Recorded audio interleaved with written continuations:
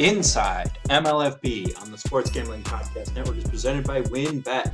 Bet $50 at WynnBET and get $200 in free bets. Bet big, win bigger with WynnBET. Head over to sportsgamblingpodcast.com/WynnBET.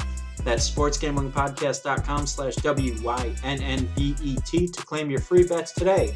We're also brought to you by Ipvanish. Ipvanish is the official VPN of SGPN, and they're offering 70% off if you go to ipvanish.com/SGP. That's ipvanish.com/SGP. And make sure to check out our new Discord server, the perfect place to interact and sweat bets with the entire SGPN crew. Just go to sportsgamblingpodcast.com/Discord. Joining us today on the all upstate New York edition of Inside MLFB, offensive lineman Niko Culnan of the Virginia Armada. Niko, thank you for taking time out of your schedule today to talk with us. How you doing? I'm doing great, Adam. I really appreciate you having me on here. So, Niko, as we were talking a little bit beforehand, you're from the bustling football hotbed of upstate New York, specifically Colony around Albany. No one's going to be able to find that on a map. So how did you go from off the beaten path Colony to a Division I athlete and now to professional football player? Well, yes, as you know, it's a hot recruiting spot there. A lot of college coaches coming in and out. No, but like I said, there's a lot of talented guys that do play around there, but it doesn't really get amplified because the area isn't recruited as highly unless you are a super standout kind of guy. Either your intangibles are off the charts. If you're a 6'6" defensive end, you're going to stand out. Or if you're a 4'2" running 6-foot receiver, those are the things that really get you noticed. But me, on the other hand, I'm not really a super tall offensive lineman, especially at center. I'm only 6'2". But so from Colony, after I finished up at Colony, I then went over to Hudson Valley Community College, so about 15 minutes from Colony. And there, I played 2 years there. First year, I played guard, and then second year, I went back to my original position at center that I played all through high school. And then the opportunity came along for Coach Gattuso in Albany to offer me. So someplace I wanted to go growing up, place I went to see, I went to see a lot of college games, a place I really liked and thought would be really cool to be able to play at home. So when they offered me, I jumped right on it. I think I committed within the week. So from then on there, I played a couple good seasons. The first year was a little rough. We only won a few games. But then that second year, we had a ton of talent. We had three guys go to the NFL, corner, receiver, and defensive end. Two of them are actually still in the NFL. One of them is in the CFL. But so we ended up going, we had one of the best records in Albany history at 9-5, won our first playoff game, really put everything together, had a top offense in the CAA and even in the country, a few All-Americans. And then from there, we had, I was part of that COVID group, all the fun that came with trying to schedule a pro day. So our pro day got canceled about 2-3 days before it was supposed to happen. So we were in our deload session ready to go. We had a lot of scouts there too. Considering these guys, we had our receiver. These guys these guys were top players in the country. So at this day, we had a good amount of scouts coming there too.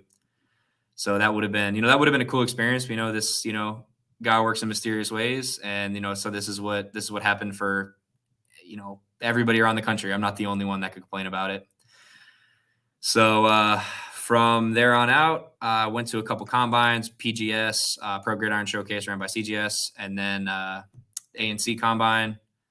And then Coach Shea gave me a chance to play in the Spring League last year. So that kind of led into, where I'm at now. Having this opportunity now to play in MLFB, Absolutely.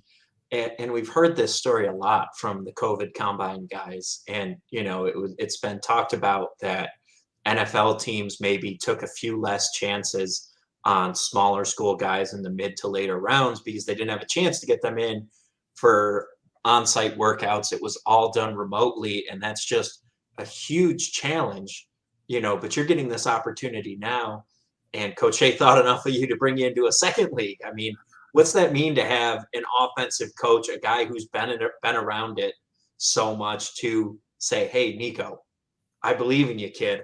Come with me to this new crazy adventure in Major League Football, and let's try it again. Let's run it back." Oh, I was all for it. Things didn't work out with the USFL originally for me, but when I talked to Coach Shea and he said, he mentioned the MLFB. I didn't know much about it at first, like a lot of us didn't. I knew when I looked it up, I saw like the beginnings of it and such. But when he gave me a call, I mean, Coach Shea is an amazing coach. He cares so much about every individual person, not just on this team, but the training staff, the coaching staff, the equipment guys, every person that's associated with his organizations, he keeps them all very close. Everybody's got a Coach Shea story. You could interview pretty much anybody on this team that's been around him before, and they have a story about Coach Shea. He is one of the best coaches that I could have been, blessed to have through my playing career, because, that amount of care. And then it just helps that he has immense NFL knowledge and has been around some amazing offenses. I mean, the Kansas City offenses that he had with Priest Holmes, Trent Green, and all them, Dante Hall, like those guys, he's gotten it done at the highest level. So yeah, no, that meant a lot when he gave me that first call, and he kept up on me after the spring league, keeping tabs on me, making sure, I'm still training, I'm in shape. He was really excited to bring me in. There's nothing that means more to that, especially, being wanted that much by, a head coach that I only played a few games for.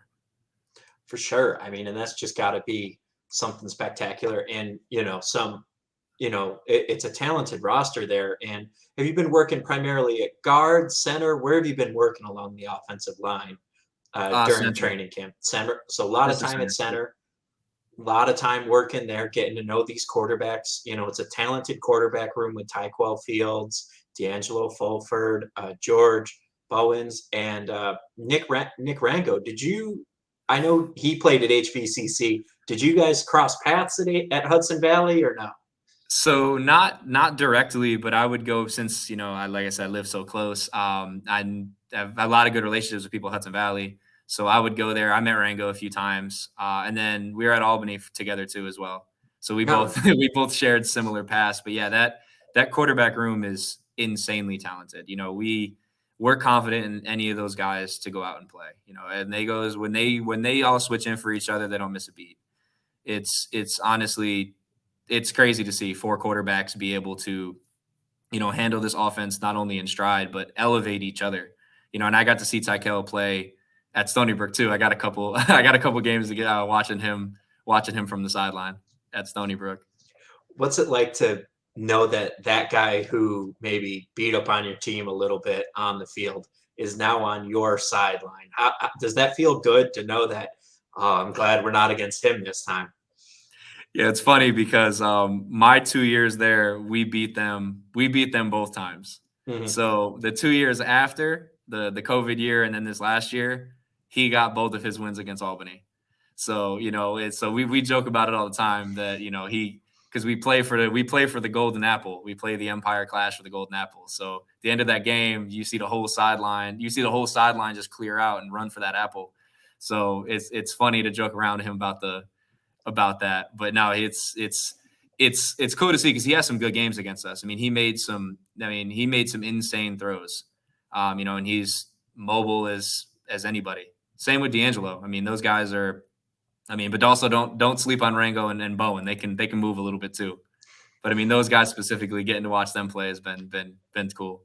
I mean, I remember George got out and ran a few times during some of the team drills, and everybody just started hooting and hollering, because you could tell that was outside of the norm for him.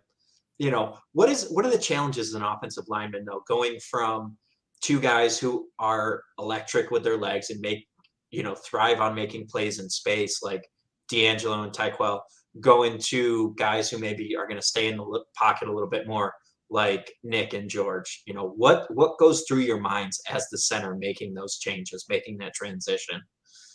So, we know that those guys don't want to necessarily run. Those guys, they might be able to run, but they are both extremely talented throwing the ball the same way Rango and George are.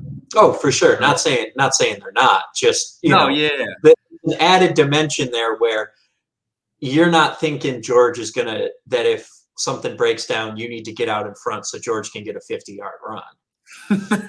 Yeah, no, they. No offense to George, I love George. I don't know that George is going to get 50 yards. He had a couple good ones now, but he did. But no, it adds a little bit. It adds a little bit more dimension. It's as an offensive lineman, it's you just know to always keep. I mean, something you always should be doing is staying on your block, but especially when it comes to just being aware that they could bolt out the pocket at any moment. So that way, making sure you're not holding, making sure you don't get stuck into one of those plays where, you got a guy set on the edge and then he takes off up the middle, being able to make sure that you're just aware that that is a high possibility that could happen. But, that all comes down to the same type of techniques that Coach Valero is, coaching us up on, is to not do those things. So, it has its pros and cons, but those are just something you need to just keep in mind that could absolutely happen. For sure. And opening up space for running backs, things like that, in what is a dynamic offense.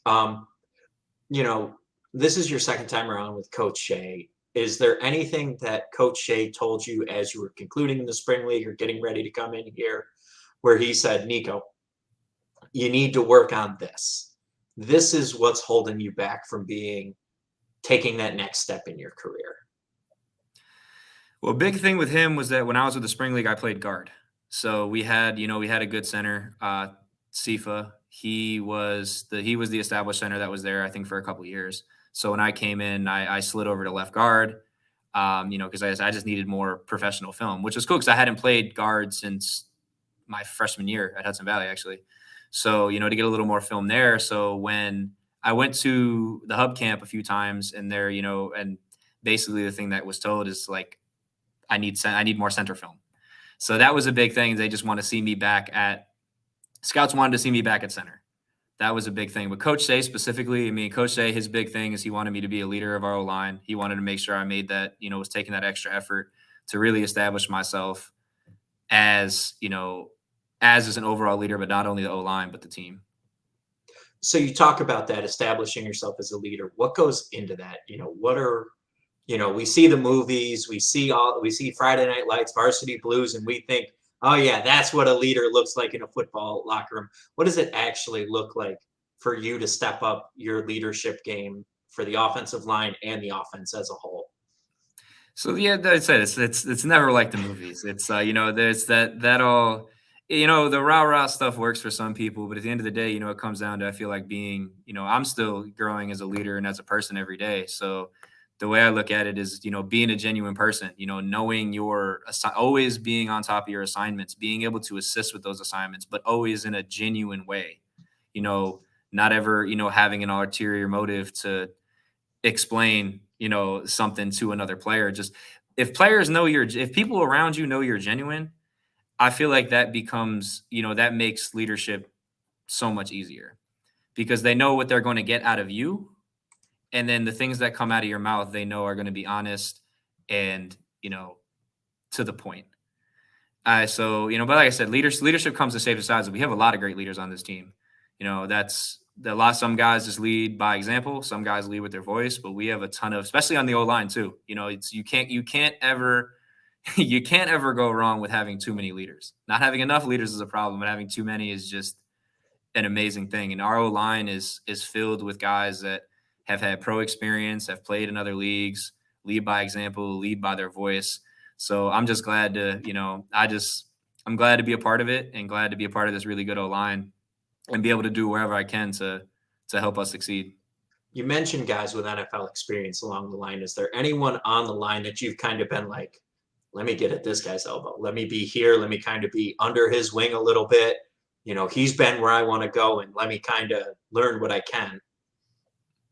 So yeah, we got a couple of guys that I know had NFL experience, like Chris Bowles and then Shane Carpenter. Those guys, and then Joseph Park, who God's played in a few other leagues out of South Carolina. These guys have been around for for a little bit. So, and they're especially like people like Chris Bowles, these guys are, he's been around a little bit. He's a little bit older. So he's been able to experience, the different, either spring leagues, the NFL, all this stuff. But then not only that, but, experience life. So a lot of these guys, that have been to that point where we want to get to, like I said, those are the guys that really have stepped up and kind of just showing like, this is what needs to be done. And this is how we got to do it. And this is how we move on from that. Has there been any bit of advice that you've really taken to heart? That's the biggest takeaway you've had from any of these guys so far? That's an interesting question, but I mean, I talk a lot, so probably I talk a lot. So probably the biggest advice is to to really focus on not as much as the quantity of the things I say, but make sure that there's a lot of quality involved in it. Make sure the things that I'm saying are really in the right situations, making sure they're, to the point, especially with calls, explanations, stuff like that. Cool.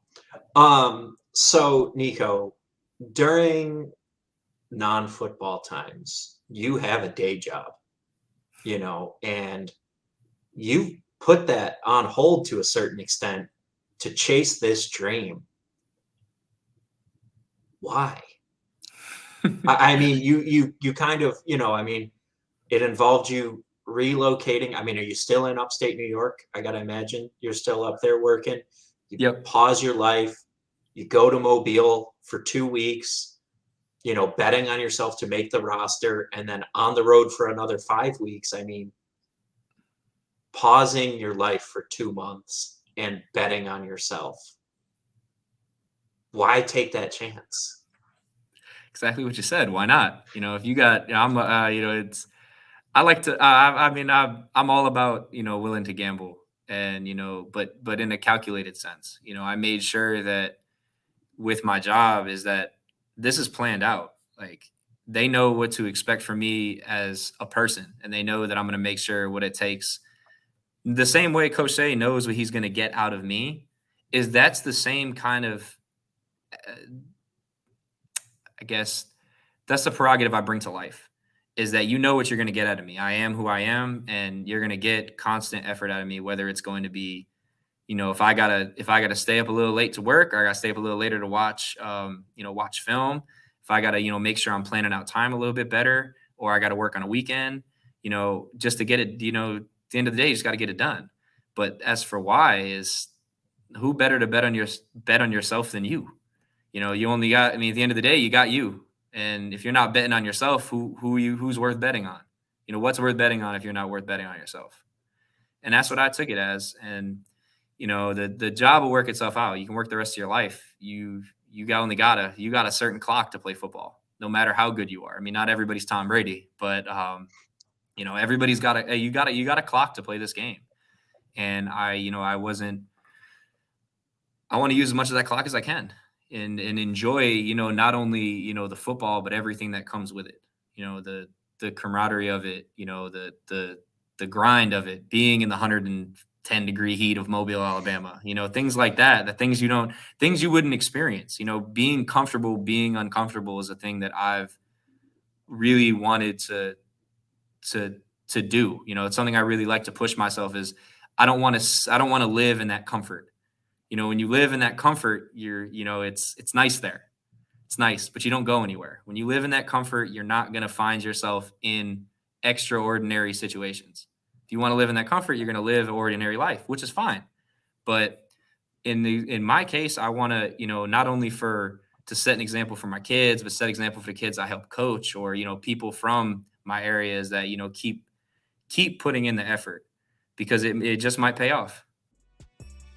Make sure to get down on the Wins Bet 50 Win $200 promotion, where a $50 bet qualifies you for up to $200 in free bets. Bet $500 on sports or casino before July 31st, 2022. Get entered to win the ultimate fantasy football draft experience at Encore Beach Club, including a 2-night stay at Wynn Resorts for you and your entire league. Multiple entries allowed. There's so much to choose from. All you have to do is head over to sportsgamblingpodcast.com/winbet. That's sportsgamblingpodcast.com/WYNNBET to claim your free bets today. Offer subject to change. Terms and conditions at winbet.com. Must be 21 or older and present in the state where a playthrough WinBet is available. You or someone you know has a gambling problem, call 1-800-522-4700. And make sure to check out our new Discord server, the perfect place to interact and sweat bets with the entire SGPN crew. Just go to sportsgamblingpodcast.com/Discord. Did you know that browsing online using incognito mode doesn't actually protect your privacy? That's right. Without added security, you might as well give away all your private data to hackers, advertisers, your ISP, and other prying eyes. That's why I use Ipvanish Vpn to make it easy to stay truly private and secure on the internet. Ipvanish helps you safely browse the internet by encrypting 100% of your data. This means that your private details, passwords, communications, browsing history, and more will be completely shielded from falling into the wrong hands. Even your physical location will be hidden. Ipvanish makes you virtually invisible online. It's that simple. You can use Ipvanish on unlimited devices without sacrificing on speed. Computers, tablets, phones, even devices like your Fire Stick. When you're streaming media, whether I'm at home or in public, I don't go online anymore without using Ipvanish. Ipvanish is offering an incredible 70% off their yearly plan for our listeners with a 30-day money-back guarantee. That's just like getting 9 months for free. Ipvanish is super easy to use. All you have to do is tap one button and you're instantly protected. You won't even know it's on.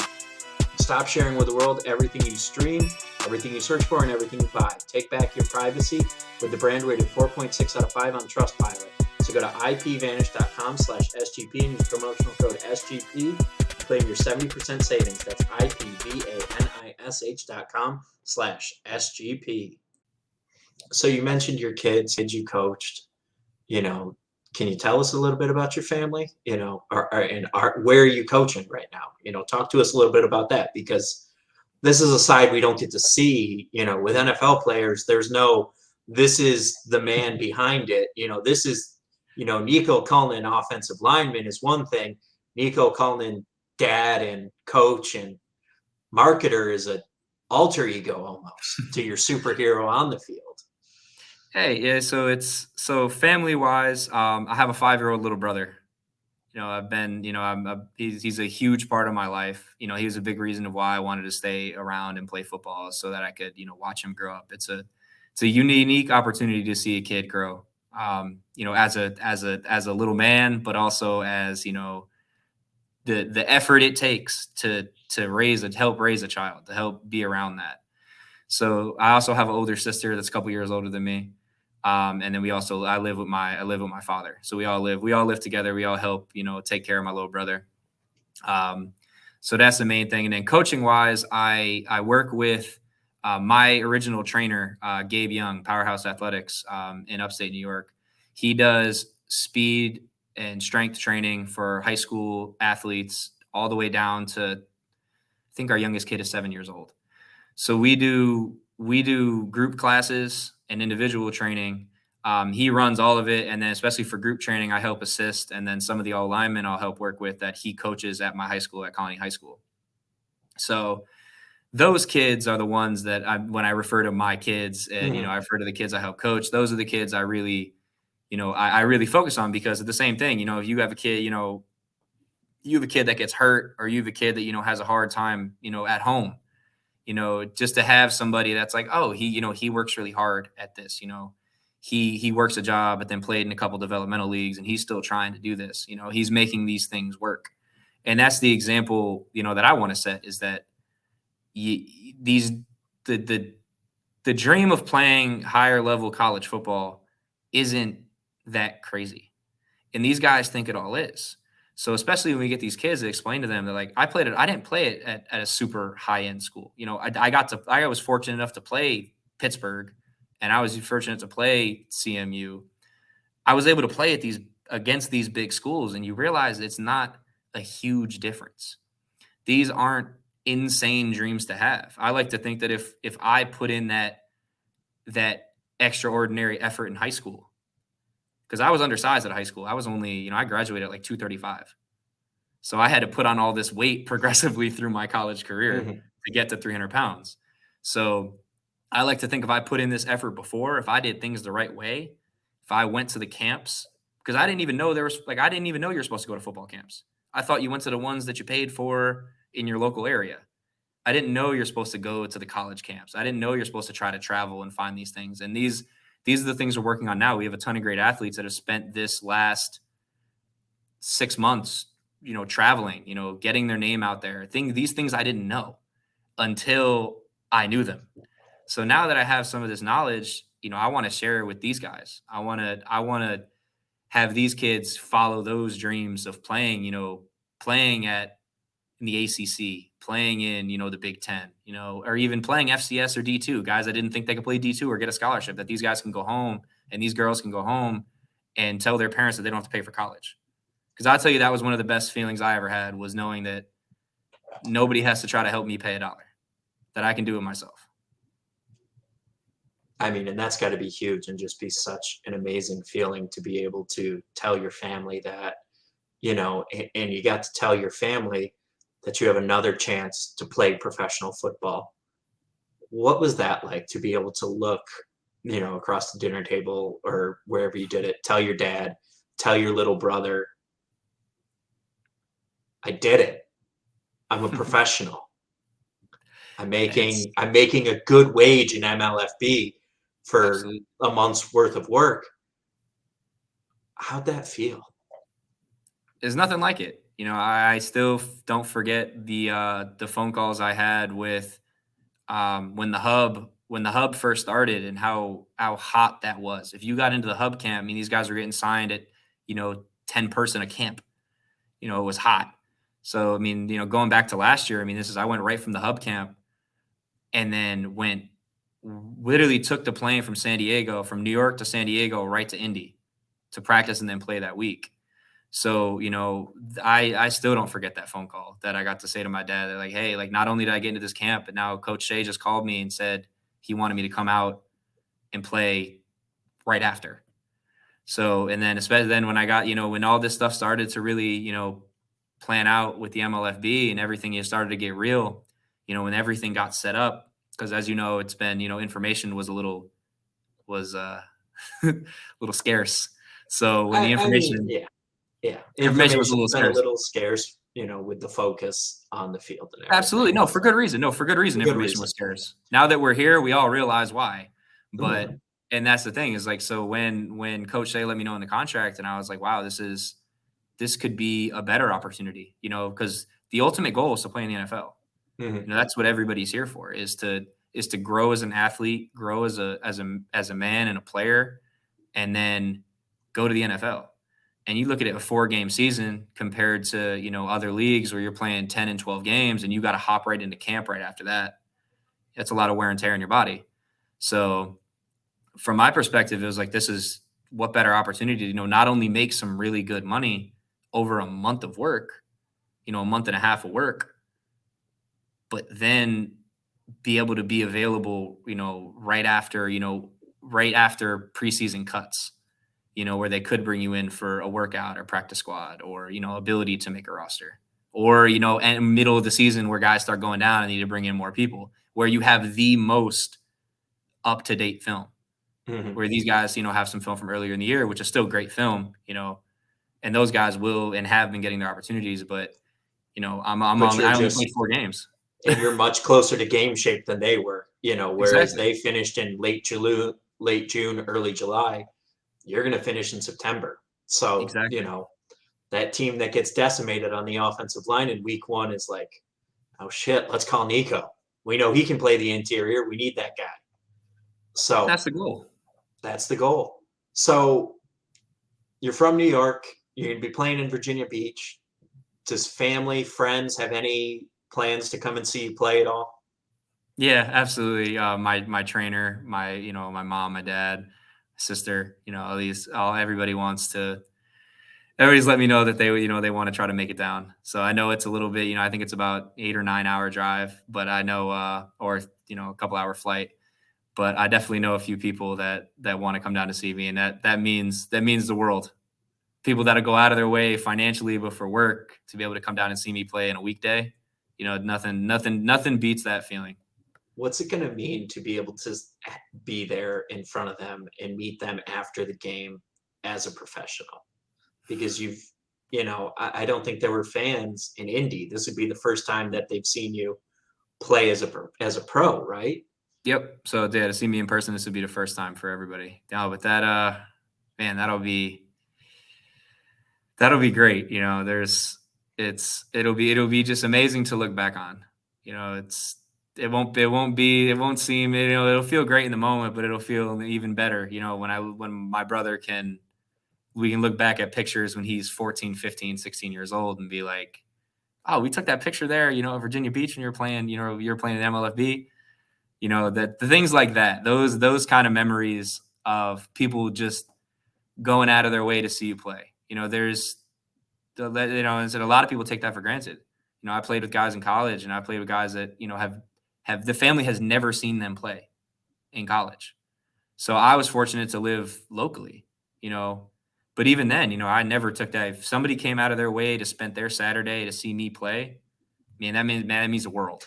But then to drive hours away to see me play even more, and it not even be, an NFL, and not to be an NFL game, but to still be a professional athlete, and these people are willing to go out of their way, and there's nothing beats that. That's for support. Sure. So what would you say to the people of Virginia Beach about what Niko Culnan is going to bring to the table as a player and what the Virginia Armada are going to bring to the Sportsplex on August 9th? I think both of these things go together, but we, that as a team, we bring a swagger. We, everybody on this team, from our defense, we got a lot of people that just bring the juice. We have some amazing playmakers, especially on defense. We have guys that have been all SEC players. We have guys that have played in the XFL as starters. We have guys that, not only show you on the field who they are, but then we'll let you know. We'll get in your ear offensively and defensively that, we're here to play. Not only are we here to play on the field, but we're going to let you know the whole time that we're here. So, and I think that there's a lot of guys like that, and the talent we have is great, from starters, from guys that, are running with the ones and twos. I mean, we haven't missed a beat. We have a lot of depth. So the people you see out there are going to put on a great show. Like I said, our team is filled depth-wise at every position of just playmakers, ballers, and guys that, do and will earn that next shot to the NFL. I guarantee it. So, I don't know if we had Virginia Beach Councilman Aaron Rouse on 2 weeks ago. It feels like it was a lot longer ago. My time in Mobile aged me. And for everybody who's wondering, 110 is not the actual temperature. It's like 85, but it feels like 110 with the humidity. That's the real killer. But Aaron Rouse was on, and he made comments that if you guys win the championship, he's going to make sure that you guys get the parade he never got as a United Football League player. What would that mean to deliver something like a championship, or even just to bring professional sports back to Virginia Beach, which is often an afterthought for people? They're always teased as we could move the team to Hampton Roads, Virginia Beach area, and then the old city ponies up for the stadium. What's it going to mean to be a pro there in a city that's clearly starved for professional sports? Oh yeah. I mean, you look at the landscape of college there.